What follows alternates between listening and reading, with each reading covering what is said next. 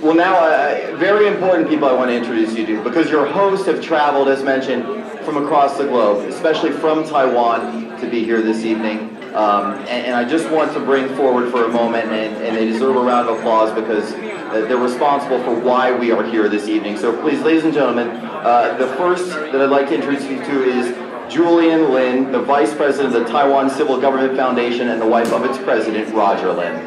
Right here. And the second is Dr. Kensho Song, Chairman of the Taiwan Civil Government, who I'd like to bring forward and make a couple of remarks. Doctor? Oh, yeah. They want to hear from you, not me.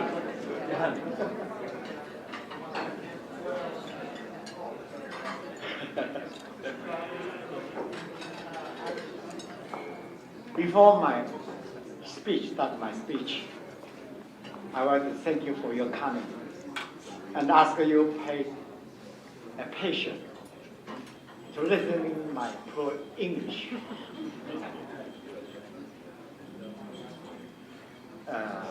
Well, how can I start with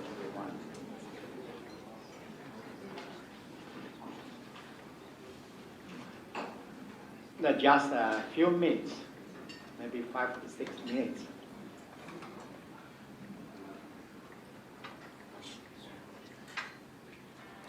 Honorable and distinguished guests, ladies and gentlemen. First of all, I would like to wish you a warm welcome to this soiree hosted by Taiwan Civil Government. We highly appreciate your concern for Taiwan affairs, which we believe is closely related to the United States and Japan from the legal point of view. As the ancient proverb says, where there is a will, there is a way. And being inspired by President Reagan saying, the future doesn't belong to the faint-hearted, it belongs to the brave. 3 years ago, on September 8, 2010, based upon the will of the brave people of Taiwan, a soiree was held in these 4 seasons to celebrate the opening of Washington DC office of Taiwan Civil Government, paving the way for normalizing the legal status of Taiwan in accord with American interests. As this occasion in concern with Taiwan, we have to know what Taiwan is after all. As a matter of fact, conceptually, there are 2 Taiwans. The one is politically defined under the Taiwan Relations Act and associated with the United States and the Republic of China. And the other one is legalistically derived from the San Francisco Peace Treaty and associated with the United States and Japan. Although Taiwan is a small island on Earth, but the problem and the questions incurred following Japan's surrender on September 2nd, 1945 are unprecedented and come out to be the most complicated in the international law. Basically, stemming from the American misperception. Unlike the islands of Puerto Rico and Guam, unincorporated territories of the United States. However, Taiwan has been decolonized so as to be constitute an integral part of Japan under the law of nation by the application of the Meiji Constitution and through Showa and past scripts of granting political rights to the inhabitants of Taiwan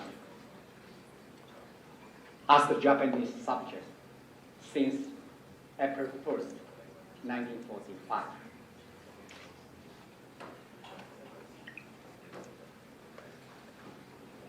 Which is the era day when the battles of Okinawa began and might have been either ignored or neglected by the government of the United States since then. Well, let me talk about Taiwan from the lawsuit case of Roger C.S. Lin and others versus the United States of America, filed on October 24, 2006. Although the United States Supreme Court denied this case, but some invaluable messages released by the honorable judge are described. First, plaintiffs have essentially been a person without a state for almost 60 years. One can understand and sympathize with the plaintiff's desire to regularize the position of the world, in the world. Second, American and the Chinese tumultuous relationship over the past 60 years have trapped the inhabitants of Taiwan in political poverty. During this time, the people of Taiwan have lived without any uniformly recognized government in practical terms. This means they have an uncertain status in the world community, which infect the population's day-to-day lives. This pervasive ambiguity has driven parents to try to concretely define their national identity and personal rights. Within the context, we, the people of Taiwan, being sovereign, have no right to proceed thus set up the Taiwan civil government under the law and the uses of the war, and formally made known to the United States authorities in the Soleil held on September 8, 2010. By the way, it is stipulated in Article 11 of Montevideo Convention on the Rights and the Duties of States. The territory of the state is inviolable and may not be the object of military occupation, nor of other measures of force imposed by another state, directly or indirectly, or for any motive, whatever, even temporary. As a matter of fact, the existing legal status of Taiwan is that of unoccupied Japanese territory under the Chinese colonial administration, which is now the governing authority on Taiwan under the Taiwan Relations Act. The prevailing American mindset on Taiwan as a former Japanese colony make the Taiwan question just unsolved. On February 22, 1972, in the meeting with Chinese Prime Minister Zhou, President Nixon said, in terms of peace, I would say the strong China is in the interest of world peace at this point. President Nixon's strategy to cooperate with China to block the Soviet Union might be reasonable during the Cold War era. However, the world turns as time goes along. With the emergence of China as a global power and the reconciliation between the Chinese communities and the Chinese nationalists, a breach in the first island chain is evolving. From a strategic point of view, a strong Japan is supposed to be in the interest of the world peace, which is also in American interest in the 21st century.